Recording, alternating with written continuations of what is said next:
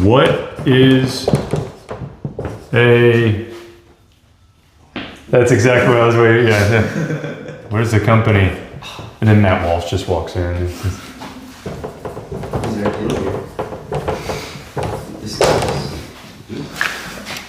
A company is a group of people that chooses to identify as a company. There you go. Exactly. Now, can you identify? That's crazy. Actually. Because this is actually, that statement is interesting because it makes you start to think about what is a company, right? And then you have, that's really funny. Watch it. Actually, if we went and asked a bunch of CEOs, like, so what is a company? I'm biologically a company. Well, the law treats corporations as people, which is, I think, the corporation as its own person, which is something we won't get into today. But that is I think it is not a just and good thing. That's kind of, it does feed into what we're talking about here. So we're going to talk about, just what is a company and what is it before God? So like, what is a company to the Lord? So what is a company in general? Like, that's going to be important to, like, what is that? But what is it when what is Drain My Lawn to God? And what is Apple to God? Or what is Walmart to God? What is it? And where does it fall and all that stuff? So I'll open up prayer real quick. Lord God, thank you for today. Lord, I pray that you would bless bless this whiteboard day. Keep Kenny safe on the way here, and that you would just give us wisdom to be proper in our understanding of things, Lord, and help us to understand things the way they are, that we may serve you better. In Jesus' name we pray. Amen. All right. So we'll read a few Bible references. I think what we'll do is probably just front load them. Genesis 14:14. Someone read that. When Abram heard that his kinsmen had been taken captive, he led forth his trained men, born in his house, 318 of them, and went in pursuit as far as Dan. Okay. So then we'll read the next one and then we'll talk about it. The Genesis 15:3. And Abram said, Behold, you have given me no offspring, and a member of my household will be my heir. Yeah. All right. So this is kind of showing, like, this is kind of leading a little bit, but these are what is a household? I think household informs this stuff. So Abraham has 318 trained men in his house, but he doesn't have any children. There are 318 men born in his house, which is crazy. So how did his household grow? To whom do they belong biologically? So this is kind of leading a little bit, but what is that? Like, so just keep that in mind. And then Nehemiah 5:16 through 19. I also persevered in the work of this wall, and we acquired no land, and all my servants were gathered there for the work. Moreover, there were at my table 150 men, Jews and officials, besides those who came to us from the nations that were around us. Now what was prepared at my expense for each day was 1 ox and 6 choice sheep and birds, and every 10 days all kinds of wine in abundance. Yet for all this I did not demand the food allowance of the governor, because the service was too heavy on this people. Remember for my good, O my God, all that I have done for this people. Amen. All right. So Nehemiah has, he's providing for, out of his own, whatever that means, right? Out of his own means, food for his house. Includes 150 notable men. And I think the reason I point that out is that these are not just servants. A household doesn't just have servants as biblically, right? It's not just somebody that's, hey, do this for me. It's nobles, and somehow they are reliant on Nehemiah in some way, but it's not in a dependent type of way. They're not like a dependent like we think about them, where they are just Father Nehemiah, can I have some food? Or can I do? They're taking care of things, but they're at his table. So what does that mean? So what is a company? I think Sam hit the nail on the head. Right? A company is a group of people who identifies as a company. So, all right, you've heard me talk about this before, but Kuyperian sphere sovereignty. But really, the spheres. We can talk about Kuyperian hierarchy. What are the spheres? What are the spheres of hierarchy of authority? Family. Family, household. All right. Church.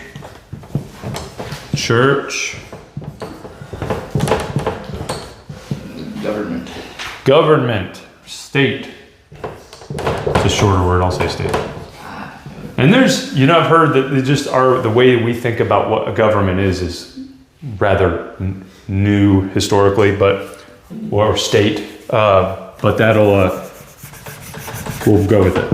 A lot of times, kingdoms, especially like where Abimelech with Abraham, when he goes to Egypt I think it's Egypt, but he acts like Sarah is his sister.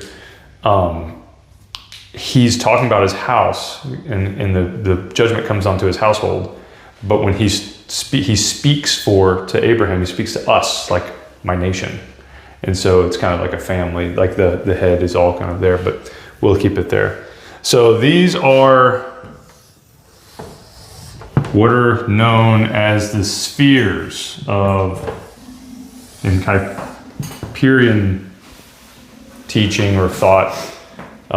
These are the three sovereign spheres of hierarchy, right? Each one has their own responsibility to lead and do things that they don't. And there are things that each one of these do that are not allowed to be dictated by the other or taken, right? And who are they all under? God. Yeah. So but this is I drew it up this way so that for the sake of argument, for the sake of like clarity with what we're talking about. But this is actually probably closer to what it looks like. Yeah. It probably looks like this. Oh, the Trinity. Wait a second. Whoa. So this would be family, church, and state, right? They're going to be overlapping. They're going to be overlapping a bit. So there's interplay, and there are situations and things that a family will do that comes under the authority of the state. So the family acts as the family or the household, and then but they're under the rule of the state or under the authority of the church. Like a family goes to church and participates in worship, they're under the authority of the elders, but only within the sphere of sovereignty that God has given the church. The preaching of the word, the sacraments, and then the state is in the civil and suppressing evil, rewarding good, making sure that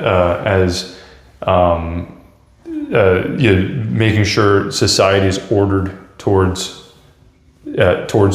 good, earthly and heavenly good. That's what I like. Wolf's instantiation, explanation of it is it's essentially the government's responsible for ordering all things here on earth towards the earthly and heavenly good. So that would include rewarding good and punishing evil. But all those things, but then in each sphere, there are things that one is given a responsibility directly by God to do that cannot be abdicated to another sphere. So, for instance, okay, so what would, in church, what is something that the church has been given a responsibility to do and manage or have authority over, but is not allowed to give to one of these other spheres? Administration of the sacraments. Yep.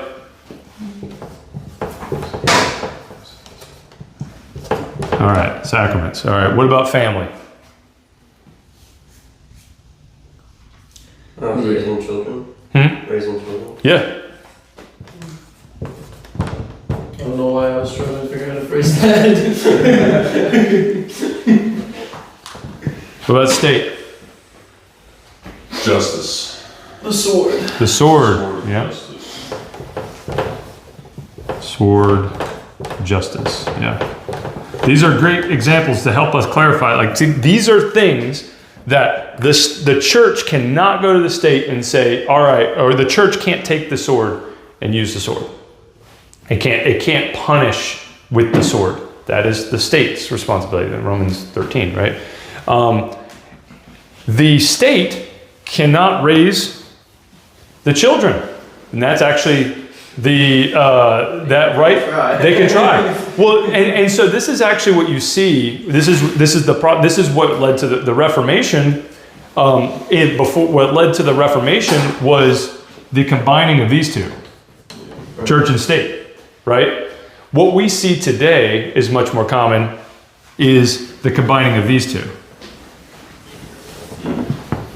And the state is now taking things from the household, but the household's also abdicating responsibility before God. So their responsibility is given to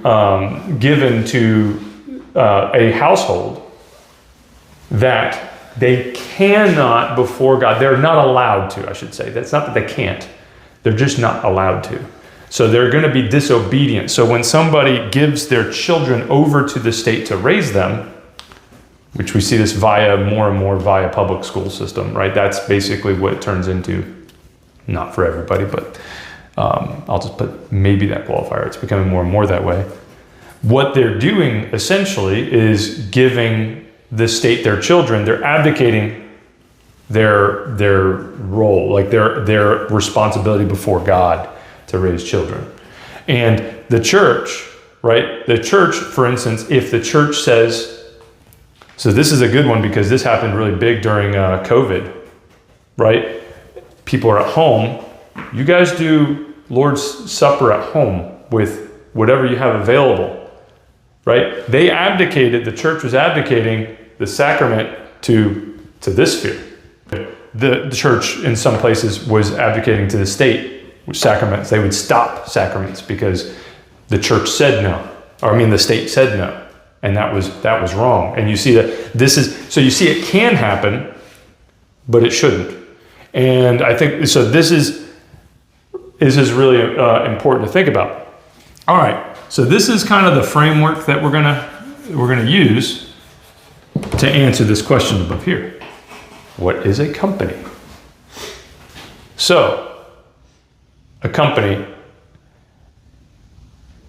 it's a group of people that identifies as a company. So what a company, what's something else about a company? What's something else that you might think of it when you think of a company? A service or a product for society. Yeah, creates product, let's say service or product. Let me go up here. We found that missing fourth sphere. We found it. Right. Oh, the sphere of product. Kuiper thought he was clever. Well, I've heard Kuyperian. So the whole thing with the Kuyperian sphere sovereignty thing, he didn't do it it doesn't have like this exhaustive work. It's a series of lectures that are kind of extrapolated. And it's interesting because you hear people, because of that, people take it in all kinds of, I've listened to some stuff in other, was it Vodi Bakkum's seminary out in Africa? I heard a guy talking about it, and he got into the spheres, and he just kept on. It was like unending. Like there's other spheres. There's like institutions, and there's this. And I'm like, wait a second, no. There's really only biblically we only see 3 spheres of hierarchy, and that is the family household. So that would be, and so you can see it with Adam and Eve, right? You can see it. Adam and Eve kind of they were given all of it, right? That was where it was all in one because there were only 2 people. Adam was the father, the priest, and the king, and he would have had all those places. Was it Michael Foster or was it somebody else that kind of had the spheres kind of enveloping each other as like state, church, and family? It may have been. Outside of that. That sounds familiar. Was it? It's good to be a man. Does he do that? What's the question? I know he talked about it, but I don't know if he actually included an illustration of that, Mm-hmm. of the spheres being like God surrounding everything, and then was it the state and the church and the family inside of that? I think was the only. Yeah, state, church, family. Yeah, he's. He does that in the book. Yeah. Okay. Yeah. All right. Well, we got a little ahead of me. No, it's this is good. So what we'll do, just to also preface it, because I think it'll help it a little bit more. There's heads. So each one of these has heads, right? And the head is the one that's responsible for the thing, right? Or the one or group or class or whatever. So in the family household, who is the head? The father. Father. That's right. Or husband. Yeah. Well, yeah. Father, husband, right. Yeah, because Adam, before they had children, he was still the head, right? But it is interesting, like, so he named Eve because she's the mother of all living, but she hadn't had any kids. So it's right. It's like it's future. Yeah. The church. Pastor. Oh, by the way, we are not. Christ. Yeah, Christ is the head of the church, right? But then there are here, yeah. So Christ is. The elder, sorry. I'll put Christ here. Oh, you can see. Jesus. But who would be the ones that are going to be in charge of that? So if you go to church, who is actually the head and who's in charge of that? The elders. Bishop, pastor. All right, we'll put this. So they're under shepherds. We'll call them under shepherds. The Baptists are being they're being obstinate. Christ was a great answer. The Bible says The Bible, yeah, that's right. Yeah, private interpretation. He's the head of the body. I don't know. The state. Ooh, this would be tough for Americans to say. The king. King Trump. Not my king. Congress. It is actually the Constitution. King. Slash. Yeah, Lex Rex. So the law. Law, right? Yeah. The magistrate. We'll just put that there for now. But we'll just, for the purposes of this, we're identifying that there are specific things in charge, right? People. All right. So a company sells, produces and sells a service or a product. Okay. So is it a thing that does that? It's a group of people? It's a group of people that does that, right? It doesn't necessarily have to be a group of people. It could be one person. That's right. It could be. That's right. Just like one person could be the sphere, it could be the head of a household, or it could be them, right? Just you as a man. Well, we'll talk about that because then there's married. No, you can't. I'll back off of that. So we have some reference of examples of all 3 spheres doing these things, but in this church and state spheres, those businesses, there are usually big problems that go with that. So Right. state-run businesses are usually a disaster. And obviously you have like the money changers in the temple and stuff. Mm-hmm. When doing something for financial gain as the church is obviously Yeah. a problem. Using the church for financial gain specifically is Yeah. Yeah, the Pharisees are pretty good at that, right? Yeah. Or so that points us to the other sphere. yeah. So, well, I think this will help us. This helps a lot because it becomes really clear, right? All right. Does the company before God? So when a company does something, this is important to remember and think about. When a company does something, it doesn't do something as a neutral entity before God. It's not like if Apple or Drain My Lawn were to, let's say, Drain My Lawn breaks a water main. Okay, someone from Drain My Lawn breaks a water main, right? And then we walk away from it. Then we cover it up, and then we just say, "Okay, bye," And there's a big problem. That would be a big problem. Covering it up.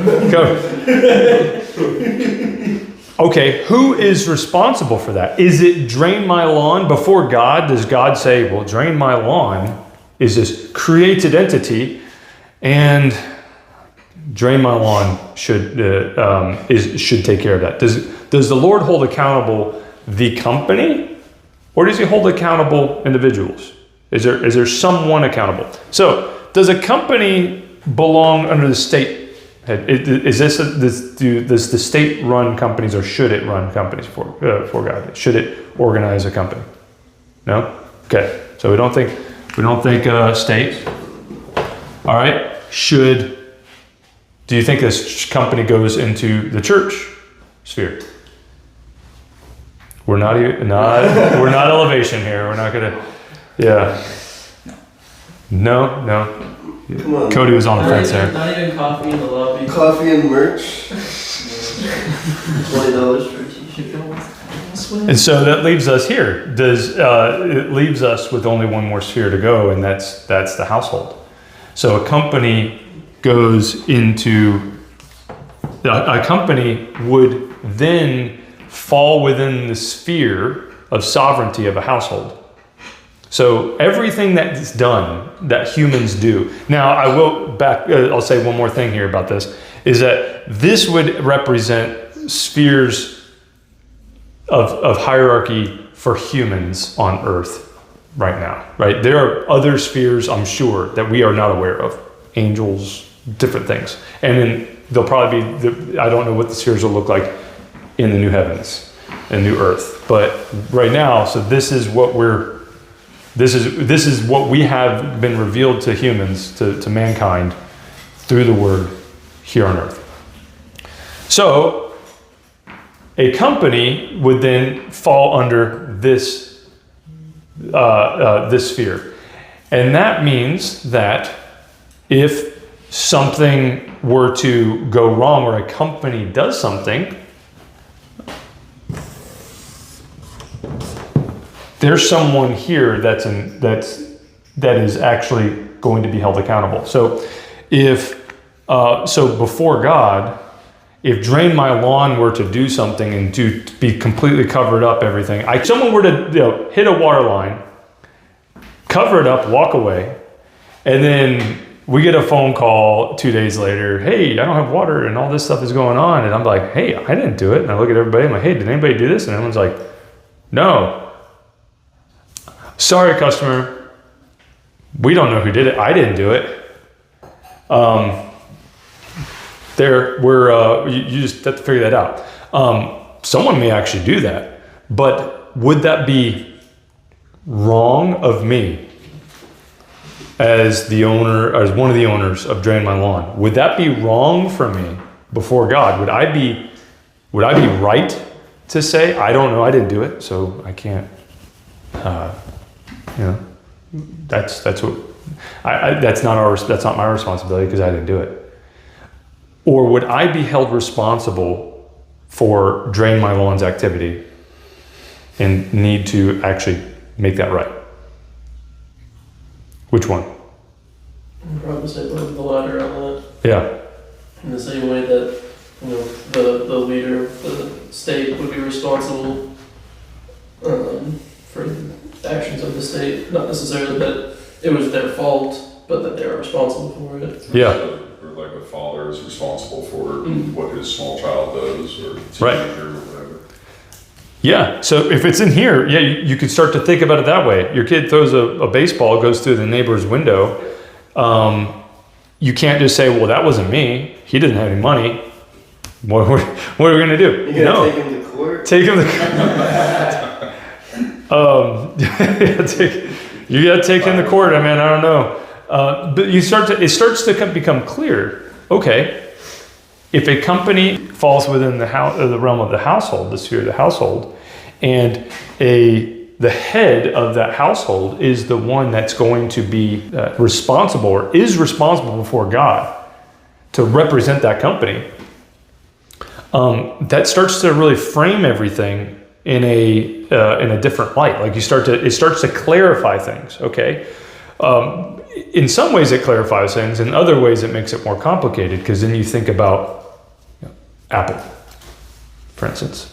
Okay, what is Apple? What is Walmart? Right? What is that?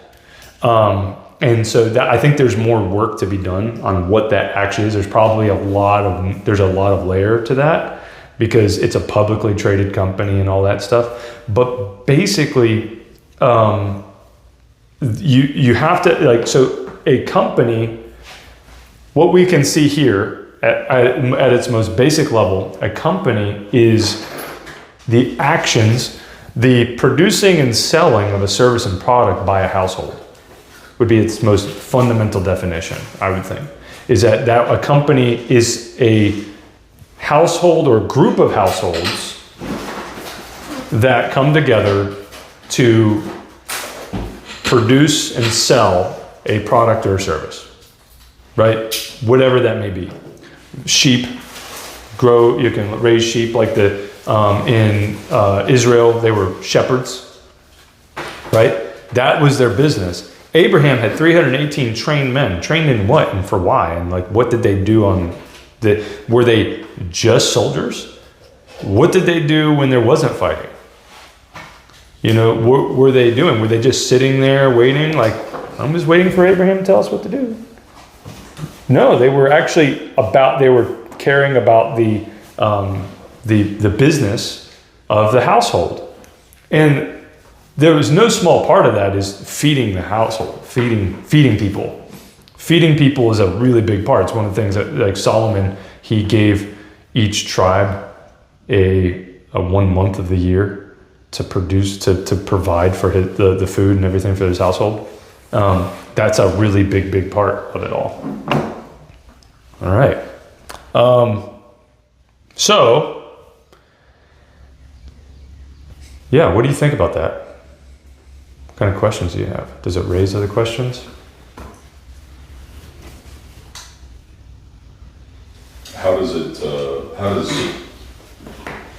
does thinking about a company in this way, how does that change how we should approach either being a part of a company or starting a company? Mm-hmm. How does this framework affect or change anything? Yeah. Well, for drain my lawn, I'll tell you what it means for that. And that is Joshua's statement. I didn't have that Bible reference. Someone's wants it. As for me and my house, we will serve the Lord. So if I started a company, started draining my lawn. When I first started draining my lawn, I had 100% ownership of it, right? And I was like, hey, this is what we're going to do. We want to provide. We want to proclaim Christ with our work and word, teach our families to work with each other and for each other, and provide kingdom-focused employment and business ownership opportunities to the church. That's what we want to do. And I went to Evan and said, hey, you want to join with me, do this, and you will own part of this, right? So what it meant is that when I understand a business or a company before God, I want to have the same mentality as Joshua. I think that's a good one to say, as for me and my house, we will serve the Lord. I want to do that in good conscience. And so for me, and for what it means for Drain My Lawn, is that we'll make sure that that those being part of the project, being part of the organization, the company, are going to be serving, are professed to serve the Lord and are held accountable to that, myself included. And so that's what I think, and I have a right, I think, I will leave it to where I don't think it's absolutely necessary to do that. I don't think you have to do it that way specifically. But I think I have actually 100%, I have before God the responsibility and the right to order this to serve the Lord. And so if the activities of Drain My Lawn, if Drain My Lawn does something, God's going to come to me and go to Evan and say,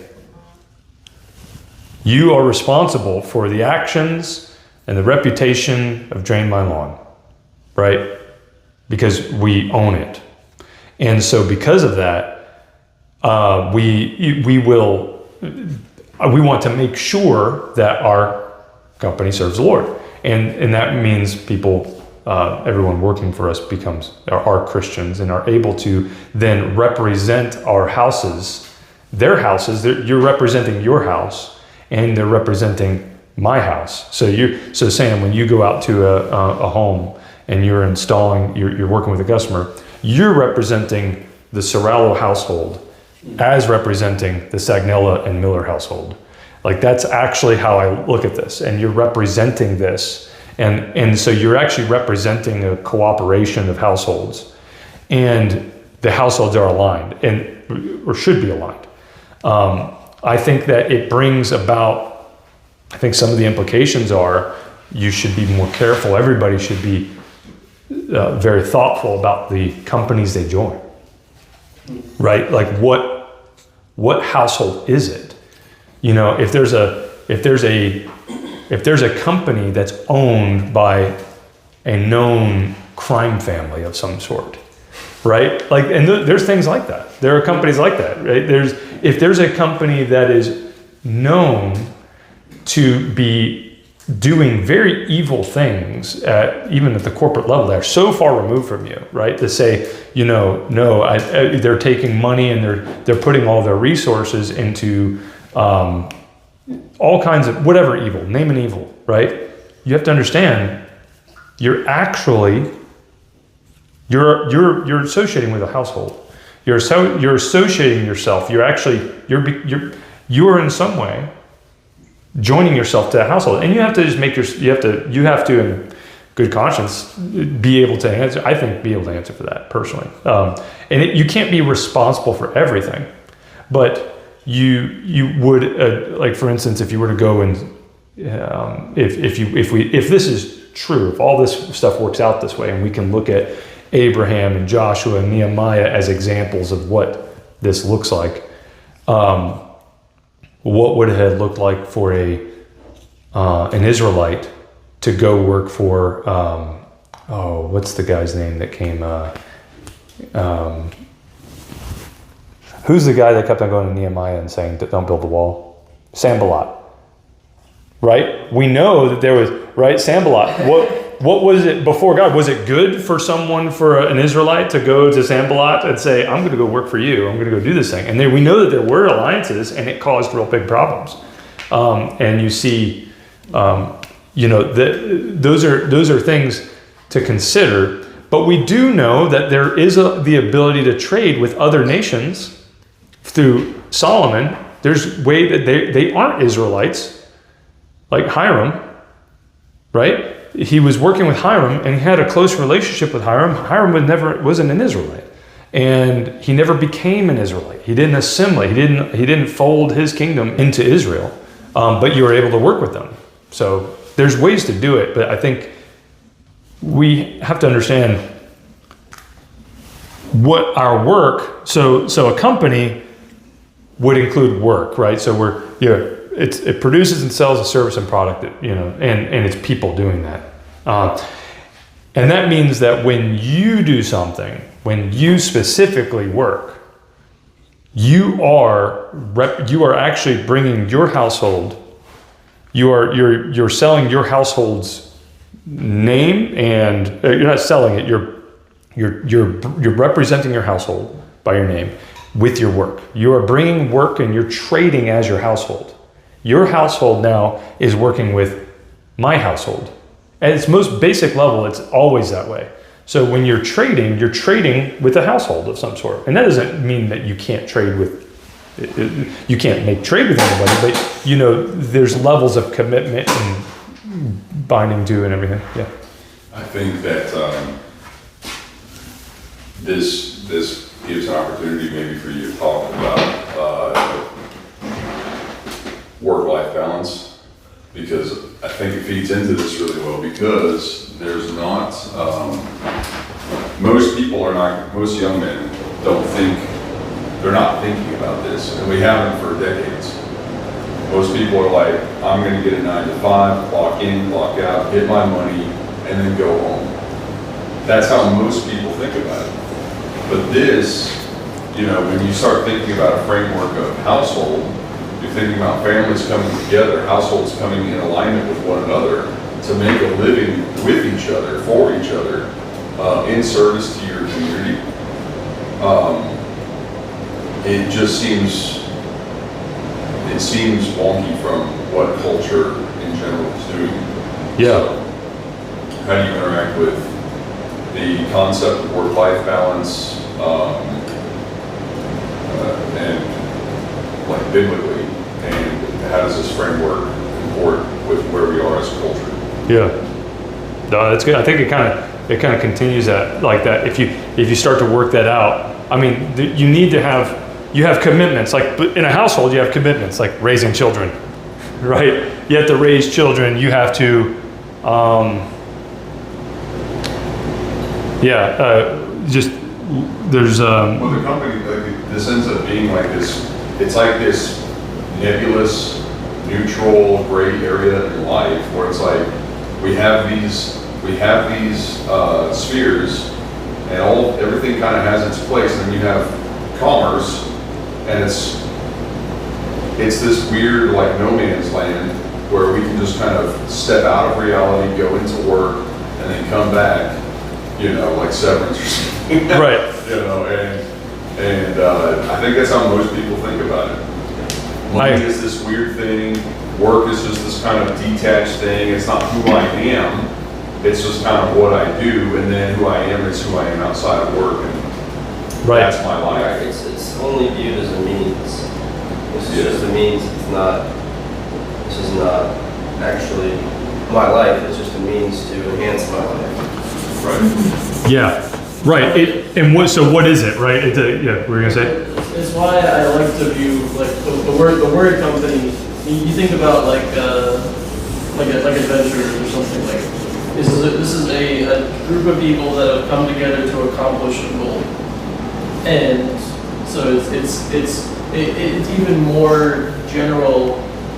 It doesn't necessarily even have to be a service or a product necessarily. I guess they've come together to accomplish something. Mm-hmm. They're accompanying one another in this purpose. So it's like if you view it in that way, it makes more sense that like these people would dedicate themselves to this purpose, to accomplishing this goal. Yeah. And not just it's where I am for 8 hours a day, and then I don't think about it on weekends or after or before. Right. It's like that's something that we're very used to. And we think about it a lot, and we think about it as like, this is what's God's given us to care. It's not something that I just leave at the door. Yeah. Well, that's interesting, and that's where I think that whole leaving at the door, and like that has been that idea of separating work, like the severance thing, or like okay, I know my work is over. It's just that thing I do over there, and now I'm over here. And there's things you have to walk away from. And it's good when you're with your family to not just be. Let me check my emails. Hold on. Yeah, just like that. You don't want to do that. And so our activity is there, but it doesn't actually, you are acting on behalf of your household in everything you do. Everything. And everything you do is serving your household or not serving your household, whatever it is, right? In whatever way.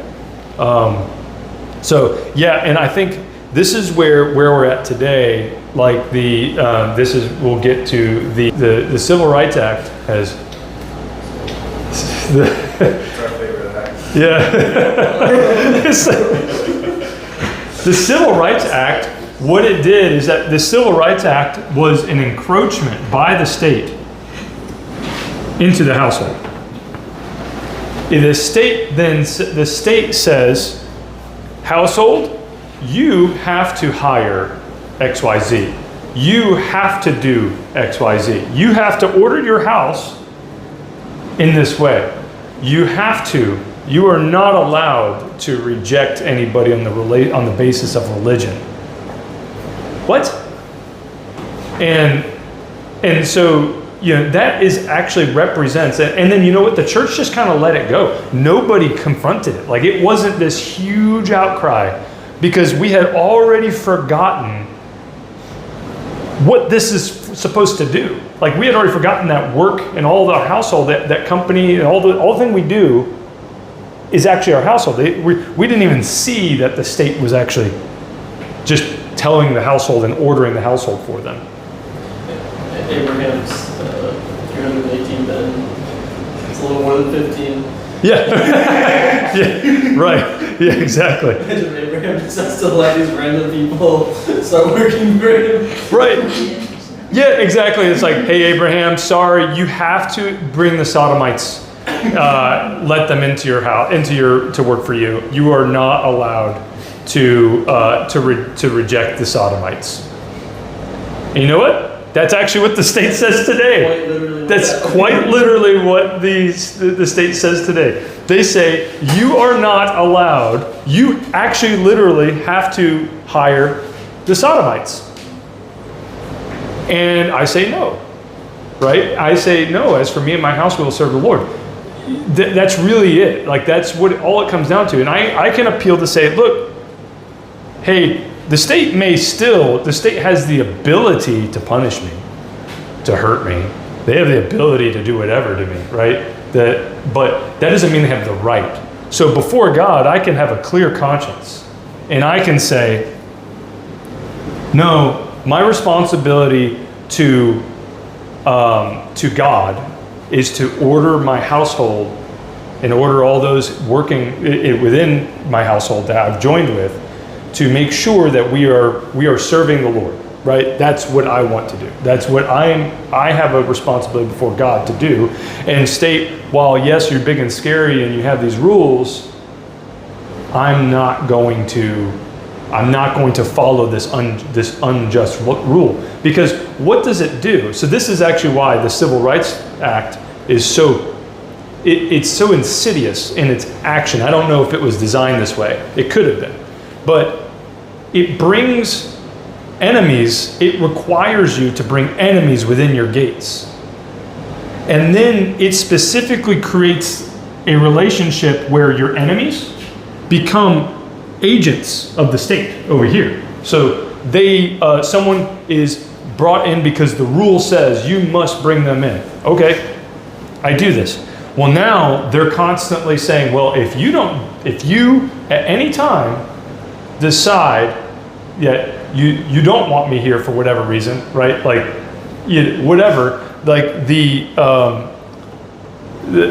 agent of Sodom and Gomorrah is going to go back to the state and say, hey, look, they're doing this thing. And then the state comes in and enforces it. You let them in. And now you have an enemy relationship because Christians and Sodomites don't mix. They don't. You are enemies fundamentally. Like, you cannot serve the Lord together. You can't. A Muslim cannot serve the Lord with you. They can't. Right? So a Muslim, if you bring a Muslim in, they cannot do this. They cannot serve God. And so there, I'm still like I'm stopping short of saying if you do this, then you're wrong. But you do have a responsibility before God to ensure that your household is not being corrupted. Your household is not being corrupted. So if you think about that, like if you create this company and you grow this company and you just follow all the rules that you get up past 15, you go to 50 employees, and you have all the rules on you, federal rules on you, to do all these things, and you just follow it. You basically have a company that the thing itself is unable, as its thing, you can get to a point where it's incapable of doing this. Like if you only have, like if Abraham only went out and just started getting all these pagans together and say, hey guys, I'll pay you to come here. You start working together. Well, they're not serving God. They basically basically look like a marauding band at that point.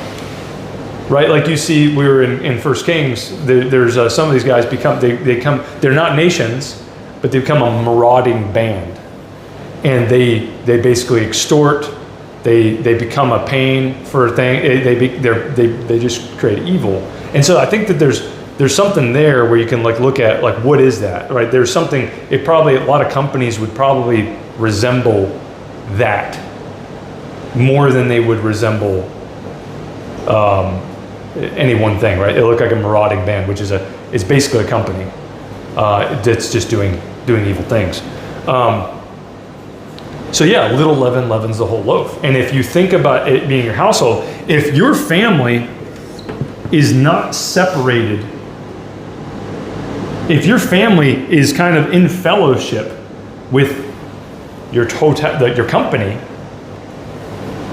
well, you really need to protect your family. So that's what I'm doing, right? I'm protecting my family. I'm ordering and I'm protecting y'all's families, right? You're protecting your families, and by joining in with, by locking arms with believers, saying we are going to serve the Lord, we're all doing the same thing. We're saying, look, we're going to protect our family. We're going to protect our families. We're going to work for our families, and we can work towards the same end. We can all work together to serve God. Any last questions? Comments? Jacob has something there. He was about to say something. What about the fourth sphere? What fourth sphere? Which fourth sphere? The sphere that Trump had in his hand. The one in the picture? Yeah. The crystal ball. All right. So. What is it in the Lord of the Rings? Palantir? The sphere of communication. That's a Palantir. Yeah. That's unfortunately Peter Thiel has gotten that one already. I'm reading. I'm almost done with it. Speaking of, never mind. I can't put this on YouTube because it will just get totally wrecked. Yeah, the great thing is that right now within the law, we're within the laws right now, and we're still within the laws. We're not within. We are violate, this would be considered, culture. There are blasphemy laws. Like there are things that you can't say, and they're not enforced by the state. They're typically enforced by society. And so this would be something, our conversation would be not received well in the culture at large, and probably a lot of I'll just say larger evangelical churches. It's not very winsome. Is not winsome. So, yeah, Joshua wasn't very winsome. He was not. He was saying, you guys are going to just reject. You guys are going to go and you're going to do your thing. You guys are going to rebel. You're a stiff-necked people. But as for me and my house, we will serve the Lord. And that's it. Like that's it. Like if anybody, that it's kind of like all the different things that we do. How do we order it for the Lord? Let's order it for the Lord.